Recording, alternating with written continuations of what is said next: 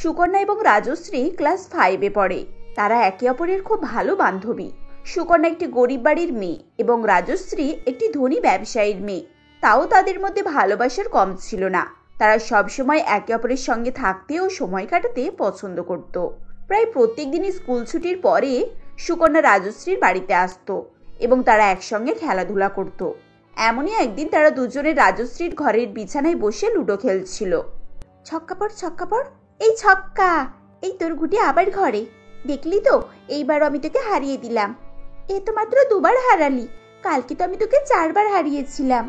তারা যখন এভাবেই কথাবার্তা বলছিল তখন সেখানে রাজশ্রীর মা সুস্মিতা দেবী আসেন এবং বলেন, এ কি রাজশ্রী, তুমি আবার ওই গরিব মেয়েটাকে এনেছো আর তুমি ওর সঙ্গে একই বিছানায় বসে খেলছো? ওকে দেখতে পাচ্ছ না ও কত নোংরা জামা কাপড় পরে রয়েছে? কাঁচা বিছানা চাদরে তুমি ওকে বসিয়ে রেখেছো। ও মা, তুমি আবার এরকম করে কেন বলছো? তুমি ওকে বারবার এরকম করে কেন বলো বলো তো? ও তো আমার বন্ধু, ও আমার সাথে খেলবে না তো আর কে খেলবে? দেখো, এইসব ভিখিরিদের সঙ্গে তোমার বন্ধুত্ব মানায় না। তোমার বাবা কিন্তু এইসব একদম পছন্দ করে না। আমি তোকে শেষবারের মতো বলছি, ওকে এভাবে বিছানায় এনে বসাবি না। মা, তুমি এখান থেকে যাও তো, আমি বাবার সাথে বুঝে নেব। আবার মুখে মুখে তর্ক করছিস? এরপর তিনি সুকন্যার দিকে তাকিয়ে বলেন, এই তুই এখানে বসে বসে কি শুনছিস? যা এখান থেকে, ভাগ বলছি। ভিখিরি কোথাকার, আমার মেয়ের সঙ্গে টিকটিকির মতো চিপকে থাকে। আবার যদি তোকে এই বাড়িতে দেখেছি না, তোকে একদম লাঠি পেটা করবো। এভাবেই তিনি সুকন্যাকে তার ঘর থেকে তাড়িয়ে দেন। সুকন্যা কাঁদতে কাঁদতে বাড়ি ফিরে আসে। কয়েকদিন দুই বান্ধবীর দেখা হয় না। তারপর আবার সবকিছু ঠিকঠাক হয়ে যায়। আবার তারা খেলাধুলা করে, গল্প করে, স্কুলে যায়। দেখতে দেখতে তারা দুজনেই বড় হয়ে ওঠে। এখন তারা দুজনেই কলেজে পড়াশোনা করত। এমনই একদিন সকালে রাজশ্রী তার মায়ের কাছে গিয়ে বলে, মা, আমি বাবাকে টাকা রেখে যেতে বলেছিলাম, বাবা কি তোমার কাছে কিছু টাকা রেখে গেছে? হ্যাঁ হ্যাঁ, তোর বাবা তো অফিস যাওয়ার আগেই আমার হাতে টাকা দিয়ে গেছে। দাঁড়া, আমি তোকে দিচ্ছি। তা হ্যাঁ রে, এতগুলো টাকা নিয়ে তুই এখন কোথায় যাবি? মা, কাল আমাদের বান্ধবী বিনার বিয়ে, ওর জন্য একটা গিফট কিনবো আর বিয়েতে পরার জন্য কিছু ভালো ড্রেস কিনবো। আরো অনেক টুকিটাকি শপিং করার আছে। তুই নিশ্চয়ই ওই ভিখারি মেয়েটাকেও সঙ্গে করে নিয়ে যাচ্ছিস। কতবার বলেছি ওর পেছনে এভাবে টাকা নষ্ট করিস না, কিন্তু তুই আমার কথা শুনলে তবে তো। ওরা তো ওরকমই টাকার জন্য বন্ধুত্ব করে, তা বলে তুই একটু চালাক হবি না? মা, তুমি কেন বোঝার চেষ্টা করো না বলো তো, যে সুকন্যা আমার প্রিয় বান্ধবী। ওরা গরিব বলে কি ওরা মানুষ নয়? থাক, তোকে বুঝি আর লাভ নেই, তো যা খুশি তুই তাই কর। এরপর রাজশ্রী এবং সুকন্যা দুজনেই শপিং মলে যায়। সেখানে একটি দামি ড্রেস দেখে সুকন্যা বলে, এই রাজশ্রী দেখ, এই ড্রেসটা কত সুন্দর, পুরো একেবারে নায়িকারা যেমন পরে ঠিক তেমনই। হ্যাঁ, এই ড্রেসটা তো খুবই সুন্দর। এই তোর কি এটা পছন্দ হয়েছে? ড্রেসটা দেখতে তো খুবই সুন্দর, কিন্তু এর দাম তো অনেক, আর মা আমাকে অত টাকা দেয়নি, তাই এই ড্রেসটা আমি কিনতে পারবো না।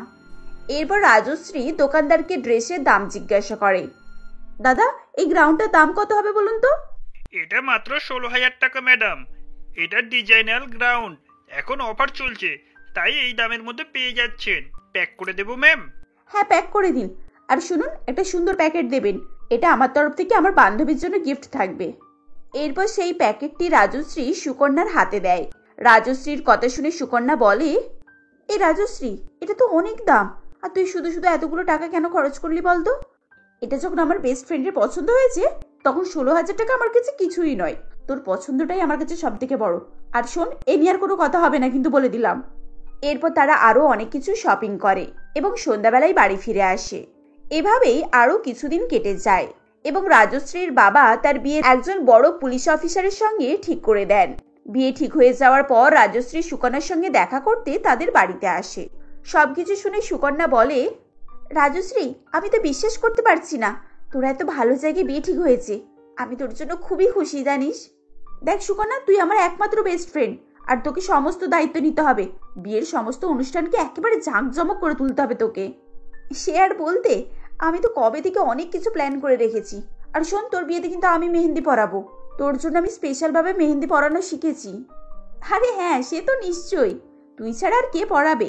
আজকে চল আমার বিয়ের শপিং গুলো করে আসি, আর তুই আমায় পছন্দ করতে সাহায্য করবি।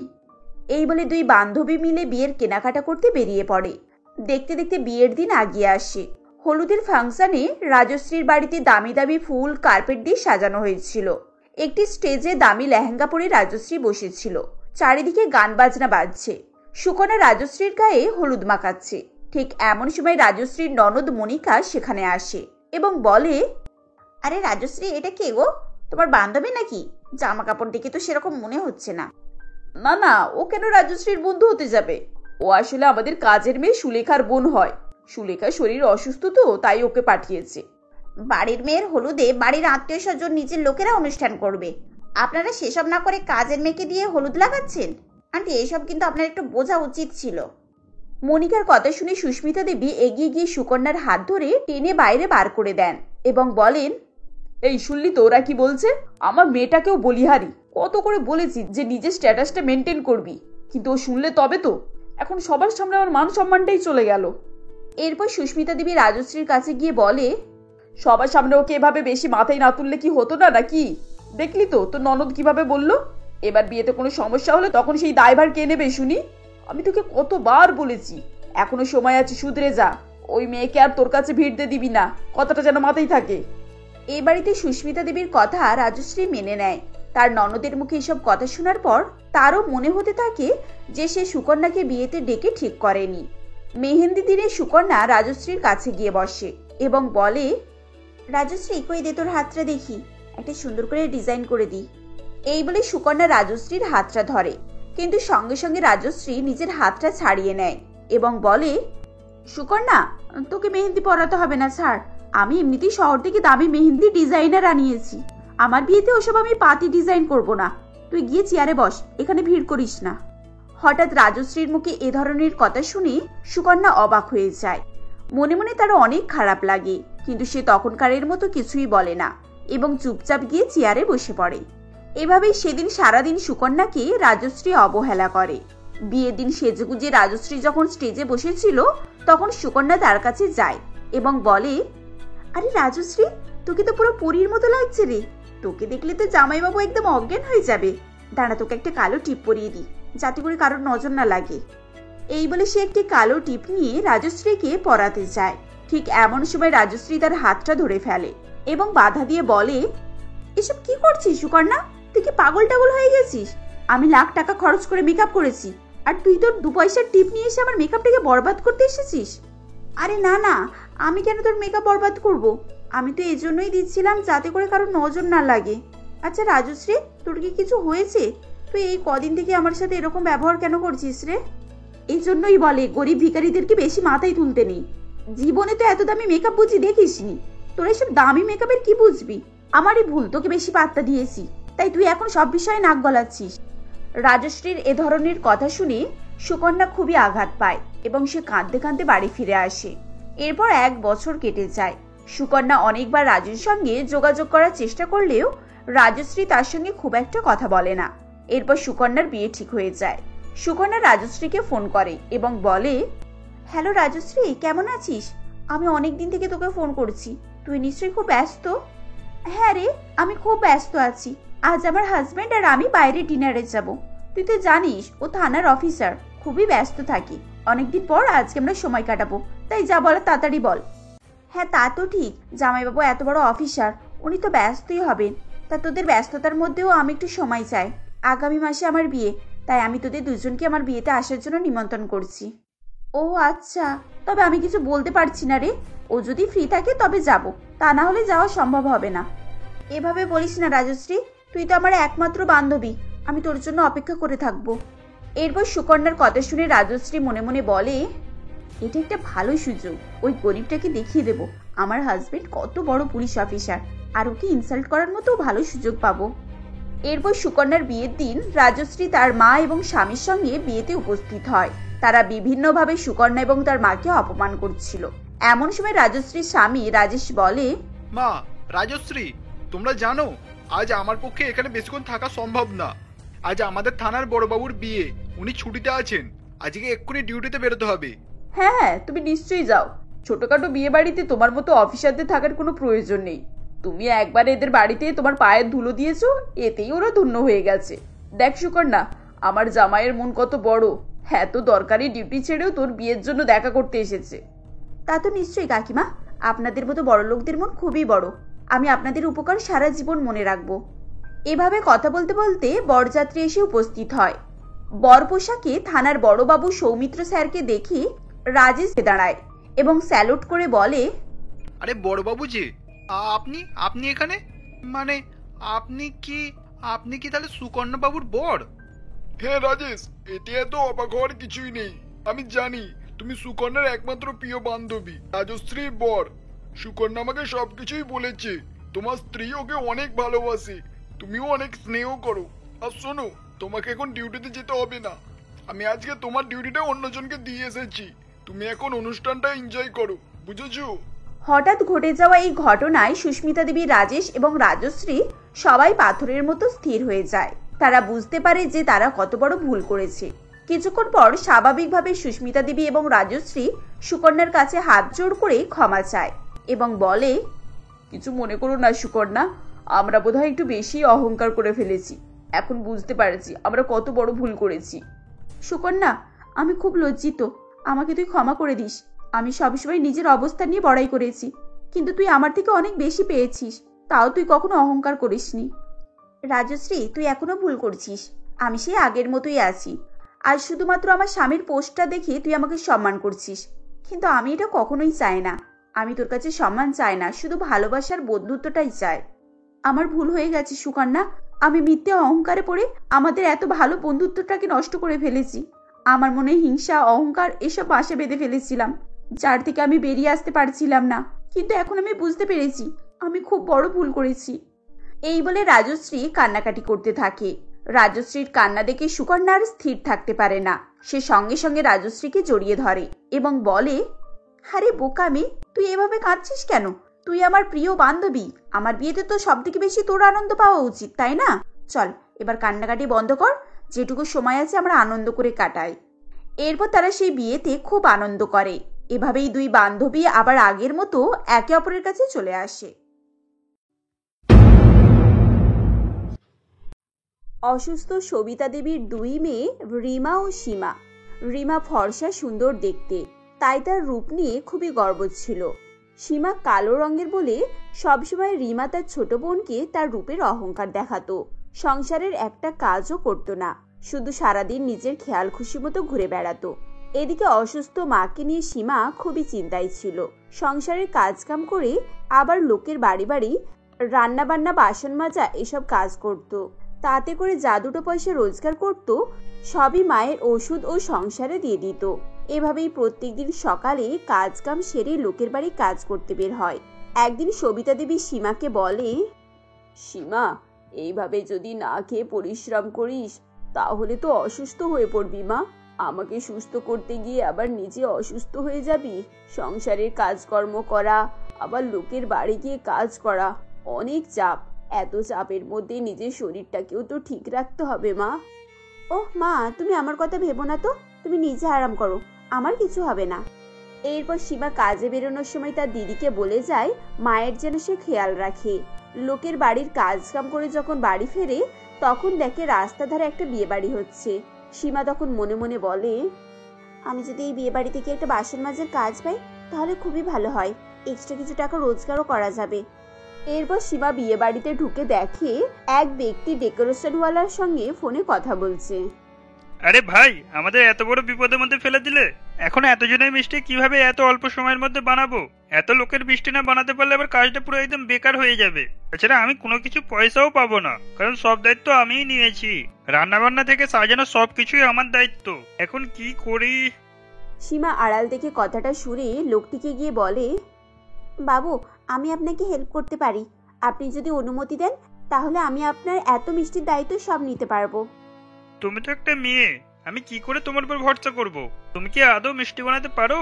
এ তো ময়রাদের কাজ, তুমি কি পারবে? আমি ঠিক পারবো, আপনি আমার উপরে ভরসা রাখুন। আমি ঠিক সময় মতো আপনার সব লোকের মিষ্টি বানিয়ে দেব। এরপর সীমা চটপট মিষ্টি বানাতে শুরু করে দেয়। ডেকোরেশনওয়ালা তার কাজ দেখে অবাক হয়ে যায়। মিষ্টি বানানো শেষ হলে সবার প্রথম ডেকোরেশনওয়ালাকে একটা খাইয়ে টেস্ট করায়। বাহ, বেশ দারুণ খেতে তো। তুমি কি করে বানালে?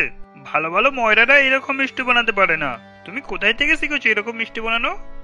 আসলে আমার বাবা ময়রাজ ছিল। বাবা মিষ্টি বানাতো আর আমি দাঁড়িয়ে দাঁড়িয়ে দেখতাম।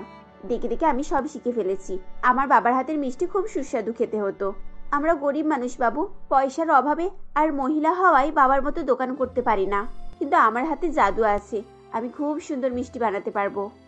এরপর সীমা বাড়ি ফিরে আসলে তার মা সবিতা দেবী জিজ্ঞাসা করে, তুই এসে গেছিস মা? এত দেরি হলো কেন রে? সেই সকালে বেরিয়েছিস, এখন তো সন্ধে হয়ে এলো, তা কোথায় ছিলিস এতক্ষণ? আর বলো না মা, একটা বিয়ে বাড়ির অর্ডার পেয়েছিলাম, সেজন্যই দেরি হয়ে গেছে। তুমি খেয়েছো মা? দিদি খেতে দিয়েছে তো তোমাকে? ওসব কথা বাদ দে এখন, আমি কি বলছি শোন ভালো করে। তোদের দুই বোনের জন্য বিয়ের সম্বন্ধ এসেছে। একটা ধনী পরিবার থেকে বাবার একমাত্র ছেলে, আর একটা খুবই গরিব চাষি। আমি চাই তোর বড় লোক বাড়িতে বিয়ে হোক, কারণ তুই ছোট থেকেই পরিশ্রম করে যাচ্ছিস এই সংসারে। বিয়ের পরে যেন তুই সুখে শান্তিতে থাকতে পারিস। মায়ের কথা শুনে রিমা রেগে ওঠে। মা, তুমি কি বলতে চাইছো? সীমার বড়লোক বাড়িতে বিয়ে হবে আর আমি ওই গরিব চাষিকে বিয়ে করব? তুমি ভাবলে কি করে মা? দেখতে আমি সুন্দর বেশি, আমারই বড়লোক বাড়িতে বিয়ে হওয়া উচিত। সীমা যেমন কালো দেখতে, তেমন ওর গরিব বাড়িতেই বিয়ে দেওয়া উচিত। আচ্ছা দিদি, তাই হবে, আমার কোনো আপত্তি নেই। আর তাছাড়া আমার এইসব টাকা পয়সা ভালো লাগে না, আর এইসব টাকা পয়সাতে আমার কোনো লোভও নেই। আমার অত বড়লোক হওয়ার স্বপ্নও নেই। আমি যেন সারা জীবন সুখে থাকতে পারি, এটুকুই আমার আশা। এরপর রিমা ও সীমার বিয়ে হয়ে যায়। রিমা বড়লোক ছেলে অজয়কে বিয়ে করে এসি গাড়ি চেপে শ্বশুরবাড়ি চলে যায়, আর সীমা গরিব চাষি ছেলেকে বিয়ে করে তার ভাঙাচোরা মাটির বাড়িতে গিয়ে ওঠে। সীমাকে দেখে শাশুড়ি অঞ্জলি দেবী বলেন, এসো মা, আমার ঘরের লক্ষ্মী, আমার এই ভাঙা ঘরেই এসো। জানি তোমার হয়তো কষ্ট হবে এই ঘরে থাকতে, কিন্তু কি করব, আমার একা ছেলে চাষ করে সংসার চালায়। ভগবান যেদিন দেবেন সেদিন নিশ্চয়ই তোমার জন্য সুন্দর বাড়ি করে দেবে আমার ছেলে। আপনি এভাবে বলছেন কেন মা? আমি অল্পতেই সন্তুষ্ট, আর আমার ওসব লোভ টোভ কিছুই নেই, আর না তো কোনো বড় বাড়ির স্বপ্ন আছে। আমি যেমন তেমনই ভালো আছি। এরপর বেশ কিছুদিন এভাবে কেটে যায়। তারপর দীপাবলির সময় আসে। অঞ্জলি দেবী তার ছেলে রবিনকে বলে, বাবা রবিন, এবার দীপাবলির সময় ঘরটাকে একটু সাজালে হয় না? এমনিতেই ভাঙা ঘর, যদিও সাজালেও একটুও ভালো লাগবে না।